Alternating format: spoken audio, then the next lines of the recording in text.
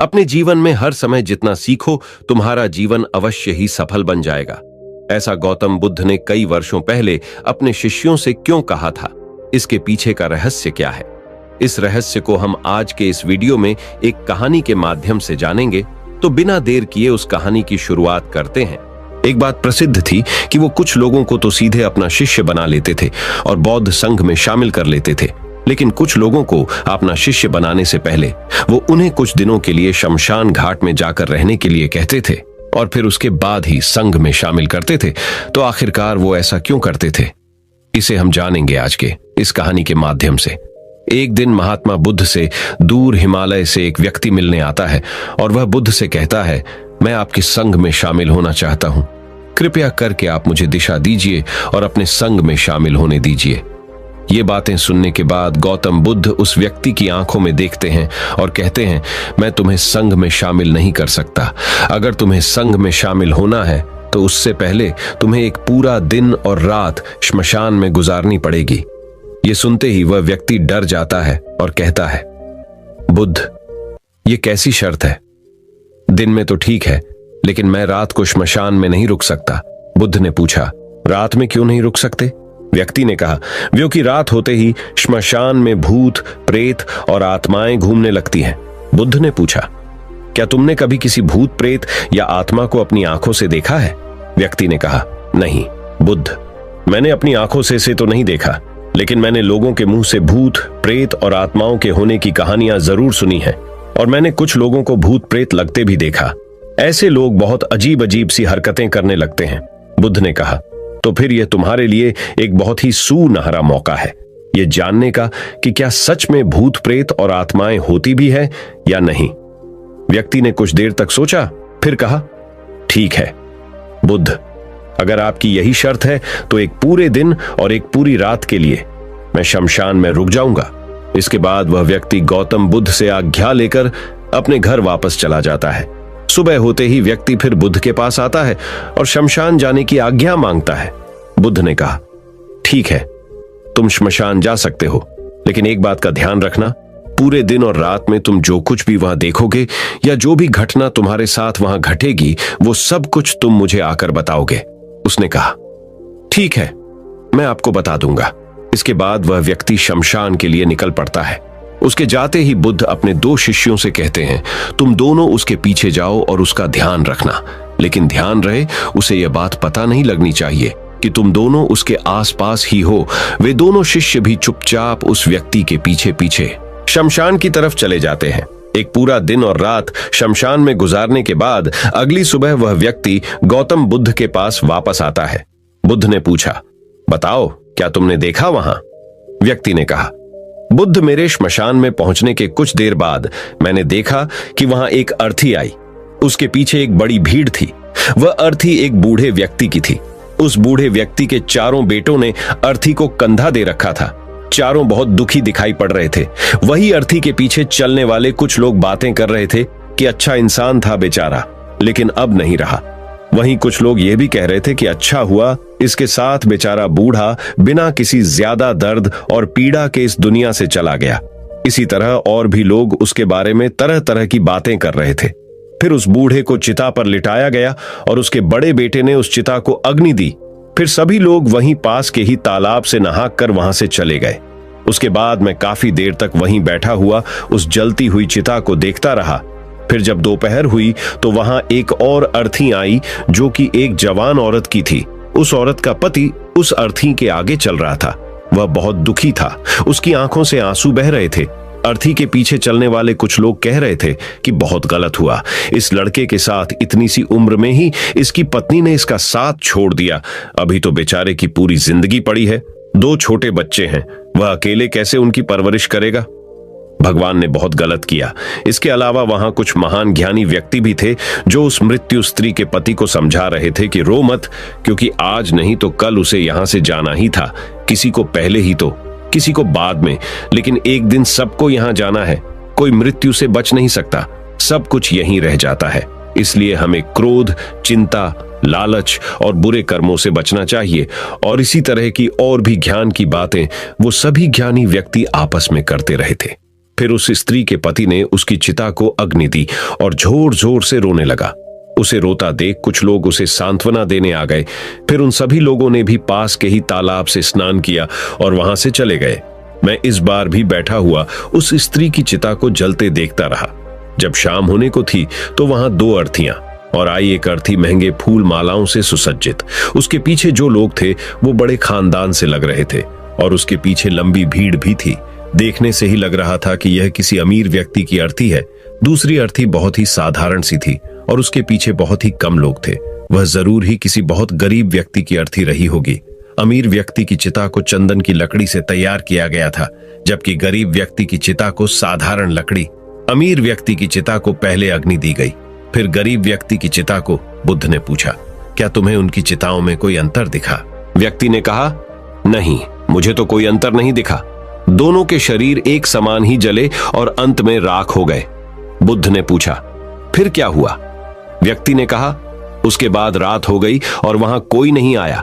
बुद्ध ने फिर पूछा, क्या तुम्हें वहां रात में भूत प्रेत और आत्माएं दिखी? व्यक्ति ने कहा, नहीं, मुझे वहां कुछ भी नहीं दिखा, लेकिन मैं वहां पूरी रात खुद से ही डरता रहा, कभी हवा की सरसराहट से तो कभी जानवरों की आवाज से, और फिर सुबह हो गई और मैं आपके पास आ गया। बुद्ध ने कहा, बहुत बढ़िया किया, लेकिन मैं तुम्हें संघ में शामिल नहीं कर सकता? व्यक्ति ने कहा, लेकिन क्यों? बुद्ध ने कहा, क्योंकि तुम अभी उसके लिए तैयार नहीं। संघ में शामिल होने के लिए तुम्हें एक बार और एक पूरा दिन और रात श्मशान में गुजारनी पड़ेगी। व्यक्ति ने बुद्ध को मनाने की बहुत कोशिश की, लेकिन बुद्ध नहीं माने तो उसने दोबारा शमशान में जाना स्वीकार कर लिया। अगली सुबह बुद्ध से आज्ञा लेकर वह फिर श्मशान की ओर निकल पड़ा। बुद्ध ने इस बार फिर उस व्यक्ति की सुरक्षा के लिए उसके पीछे अपने 2 शिष्य फिर भेज दिए। 2, एक पूरा दिन और एक पूरी रात श्मशान में गुजारने के बाद वो फिर बुद्ध के पास आया। बुद्ध ने फिर वही प्रश्न किया, बताओ क्या देखा तुमने वहां? व्यक्ति ने कहा, बुद्ध, कल मेरे सामने 8 लोगों की चिंताओं को अग्नि दी गई और उन सबके साथ भी वही घटनाएं हुई जो मैंने पिछली बार आपको बताई थी कि बहुत से लोग रो रहे थे, कुछ उन्हें सांत्वना दे रहे थे और कुछ ज्ञानी व्यक्ति तरह तरह की बातें कर रहे थे। लेकिन एक अलग चीज जो मैंने इस बार देखी वो ये थी कि कुछ मृत व्यक्तियों के शरीर के कुछ हिस्से जो ठीक से नहीं जल पाए थे, उन अधजले हिस्सों को चील, कौवे और जानवर नोच नोच कर खा रहे थे। कुत्ते कुछ हड्डियों को अपने साथ उठा ले गए। यह सब देखकर मुझे एक चीज का एहसास हुआ कि जिस शरीर को हम इतना महत्व देते हैं उसका अंत भी एक दिन इसी प्रकार होना है। व्यक्ति ने कहा, बुद्ध, अब तो मैं बौद्ध संघ में शामिल हो सकता हूं। बुद्ध ने कहा, नहीं, मैं अब भी तुम्हें संघ में शामिल नहीं कर सकता। व्यक्ति ने कहा, लेकिन बुद्ध, मैं तो आपके कहीं गई बात के अनुसार 2 बार शमशान में रहकर आ चुका हूं। अब तो आपको मुझे संघ में शामिल करना ही पड़ेगा। बुद्ध ने कहा, जिस महत्वपूर्ण चीज को देखने के लिए मैंने तुम्हें श्मशान भेजा था, तुम अब तक उसे नहीं देख पाए हो, इसलिए मैं तुम्हें संघ में शामिल नहीं कर सकता। और तुम जब तक श्मशान में वो नहीं देख लेते जिसके लिए मैंने तुम्हें वहां भेजा था, तब तक तुम संघ में शामिल नहीं हो सकते। ये सुनते हुए व्यक्ति फिर से आज्ञा लेकर अगली सुबह श्मशान की तरफ निकल पड़ता है। वह एक पूरा दिन और रात श्मशान में गुजारता है, लेकिन इस बार उसके अंदर अलग ही चमक आ चुकी थी। उसने वह घटना देख ली थी जो बुद्ध उसे दिखाना चाहते थे। अगली सुबह होते ही उसे बुद्ध के पास पहुंचने की जल्दी नहीं थी। वो अंदर से एकदम शांत और स्थिर हो गया था। उसका चेहरे पर गंभीरता आ गई थी। वह धीरे धीरे चलता हुआ गौतम बुद्ध के पास पहुंचा और उन्हें प्रणाम कर बिना कुछ बोले शांति से बैठ गया। बुद्ध ने फिर वही प्रश्न किया, क्या देखा तुमने वहां? व्यक्ति ने कहा, मैंने देखा कि 4 लोग मुझे अर्थी में लिटाकर शमशान की तरफ ला रहे हैं। लोग मेरी अर्थी के ऊपर फूल मालाएं फेंक रहे हैं। एक बहुत बड़ी भीड़ मेरी अर्थी की पीछे पीछे चल रही है। मेरे पिता, जो कि मेरी मौत से बहुत दुखी हैं, वो रोते हुए मेरी अर्थी के साथ चल रहे हैं। मेरा छोटा भाई भी मेरी मौत से बहुत दुखी है और रो रहा है। कुछ लोग मेरे भाई और पिता को समझा रहे हैं और उन्हें सांत्वना दे रहे हैं, भीड़ में चल रहे हैं। कुछ लोग भी मेरी मौत से दुखी हैं और कुछ दुखी होने का दिखावा कर रहे हैं। भीड़ में से कुछ लोग बातें कर रहे हैं कि अच्छा इंसान था, अभी उम्र ही क्या थी बच्चे की, लेकिन भगवान ने इसे इतनी जल्दी बुला लिया। और भी लोग मेरे बारे में तरह तरह की बातें कर रहे हैं। फिर मेरी अर्थी को श्मशान की जमीन में रख दिया गया। मैं सांस लेना चाहता था, लेकिन मेरे अंदर सांस नहीं थी। मैं अपने हाथ पैरों को हिलाना चाहता, लेकिन मैं हिला नहीं पा रहा था। मैं अर्थी से उठकर अपने पिता को गले से लगाना चाहता था और अपने छोटे भाई से ये कहना चाहता था कि माता पिता का ध्यान रखना, क्योंकि अब तुम ही हो जिसे पूरे घर को संभालना है। उसके बाद मुझे उठाकर चिता में लिटा दिया गया। फिर मुझे एक कपड़े से ढक दिया गया। उस कपड़े के बाहर मुझे कुछ भी दिखाई नहीं दे रहा था।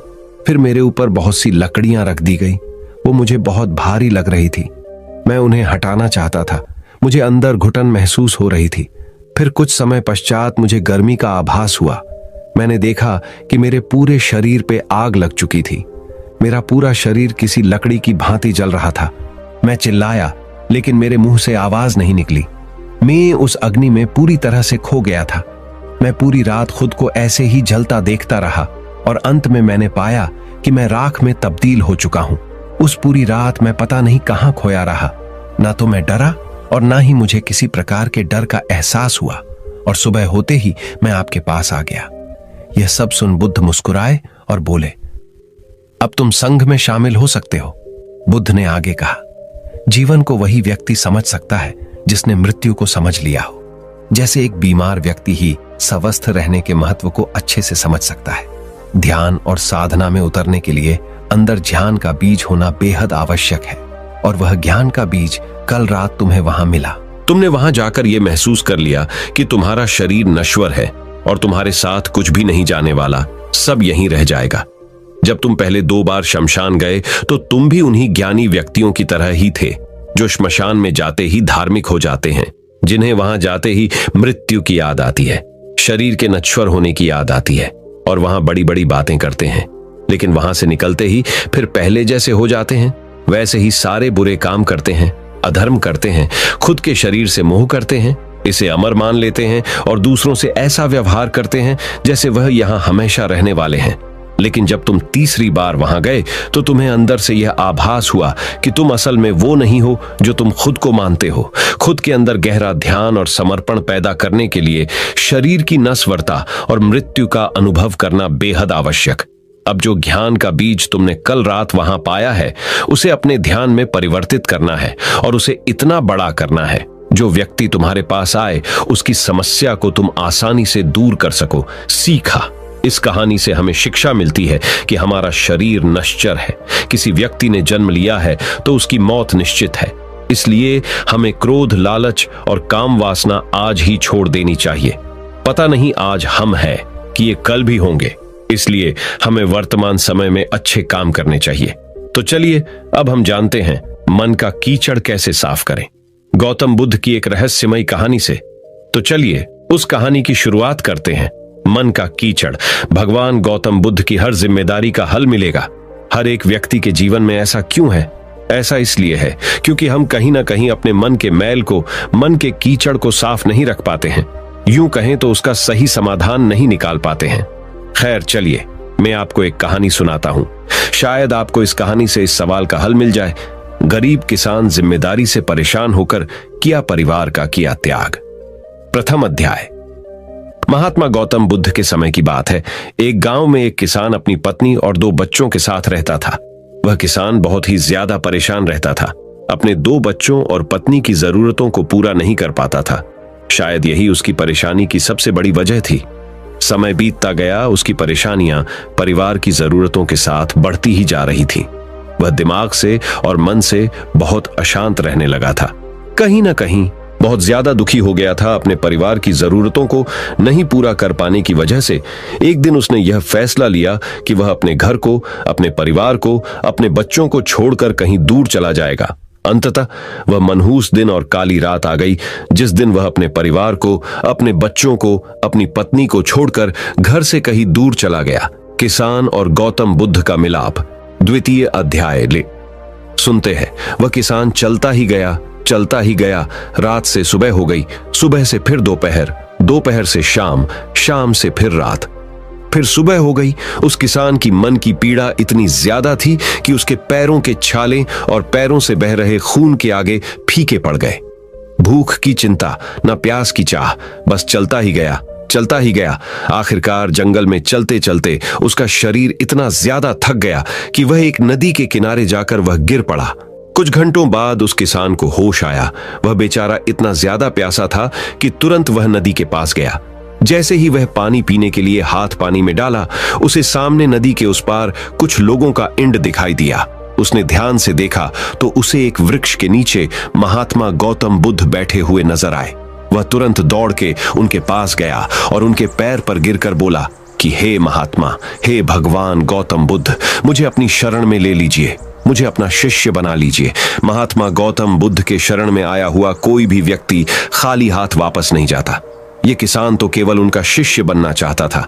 महात्मा गौतम बुद्ध जी ने उसकी मनोदशा को देखते हुए उसे अपना शिष्य बना लिए। अब किसान के मन का कीचड़ से मुक्ति कैसे हुई, चलिए जानते हैं अंतिम अध्याय। महात्मा गौतम बुद्ध और उनके शिष्य वहां पर केवल विश्राम कर रहे थे। उनका विश्राम भी पूरा हो चुका था।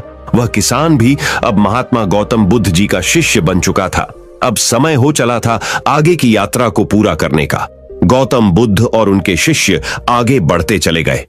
कुछ दूर निकल जाने के बाद गौतम बुद्ध जी को बहुत जोर की प्यास लगी।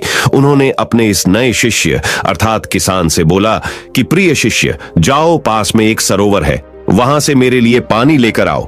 किसान बोला, जो आज्ञा भगवान। किसान सरोवर की तरफ चल दिया। सरोवर के पास जैसे ही किसान पहुंचा, उसने देखा कि उस सरोवर में बहुत सारे जानवर उछल कूद कर रहे हैं। वे सारे जीव जंतु किसान को देखते ही तुरंत वहां से भाग गए। किसान बहुत ही खुश हुआ और उस सरोवर की तरफ चल दिया पानी लेने के लिए। परंतु जैसे ही किसान सरोवर के पानी की तरफ हाथ बढ़ाया, उसने देखा कि पानी बहुत ही ज्यादा गंदा था। किसान निराश होकर वापस गौतम बुद्ध जी के पास आ गया। गौतम बुद्ध जी ने उससे पूछा, पानी कहाँ है? किसान ने दुख भरे शब्दों के साथ कहा, हे महात्मा, मैं जैसे ही उस सरोवर के पास पहुंचा तो मैंने देखा कि उस सरोवर में काफी सारे जीव जंतु उछल कूद कर रहे थे और उनके उछल कूद करने की वजह से उस सरोवर के जमीन के तल में बैठी हुई सारी गंदगी, सड़े हुए पत्ते उस पानी में घुल मिलकर एक कीचड़ का रूप ले लिए थे। यही कारण है कि मैं वह पानी लेकर नहीं आया, क्योंकि वह पानी नहीं कीचड़ हो चुका था। महात्मा गौतम बुद्ध जी उस किसान की बातों को समझ गए और मुस्कुराते हुए उन्होंने कहा कि मैंने तुमसे सरोवर का पानी मांगा था। मैंने ये नहीं कहा था कि पानी अगर गंदा हो तो पानी लेकर मत आना। उन्होंने अपने दूसरे शिष्य से अनुग्रह किया कि जाओ और सरोवर से पानी लेकर आओ। उनका दूसरा शिष्य निकल पड़ा पानी को लाने के लिए और कुछ देर पश्चात वह पानी लेकर वापस आ गया। आश्चर्य की बात तो यह थी कि दूसरे शिष्य द्वारा लाया हुआ पानी बिल्कुल साफ था और उससे भी बड़ी असमंजस की बात यह थी कि सारे के सारे शिष्य बड़े ही आश्चर्यचकित हो गए कि यह करिश्मा कैसे हो सकता है, क्योंकि पहले शिष्य ने तो यह बताया था कि पानी कीचड़ हो गया था।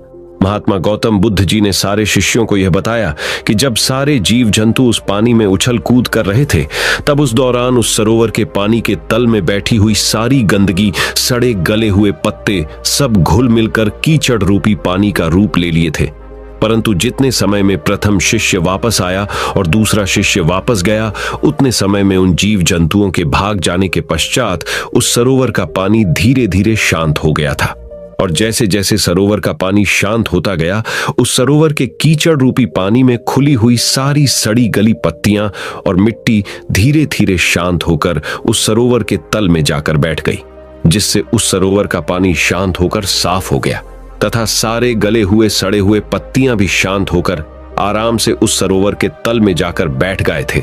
प्रिय शिष्यों, अगर उस सरोवर में किसी भी तरीके का कोई हलचल नहीं होता तो उस सरोवर की हर एक चीज जिसको जहां पर होनी चाहिए थी वह वहीं पर ही रहती।